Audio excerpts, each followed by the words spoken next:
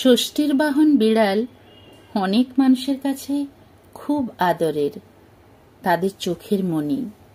সেই বিড়ালদের দুষ্টু মিষ্টি কার্যকলাপ বর্ণনা করতে যেয়ে আমি এই কবিতাটি লিখেছি। কবিতার নাম বিড়ালের সাতকাহন। 12 থেকে 16 ঘন্টা ঘুমায় শুধু এরা, যতই ডাকো সে সময় সাড়া দেয় না তারা। যদি কখনো মিলে যায় সুন্দর বিছানা, তাহলে তো ঘুমাবার সেটাই হলো বাহানা। কখনো বা গা ছেড়ে উঠে বসে কোনো সোফায়, কভু বা স্কুটারে কিংবা কোনো দোলনায়।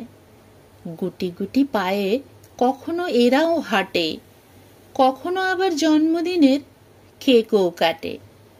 গনুদাদার সাথে কভু করে নেয় ফুর্তি, প্রসাদে মুখ দিলে মার কাছে পায় শাস্তি।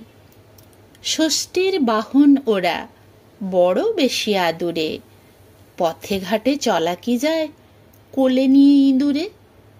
কেউ কেউ এরা শুনি থলে নিয়ে বাজারেও যায়। আমি তো দেখেছি ভাই এরা বেড়াতেও যায়।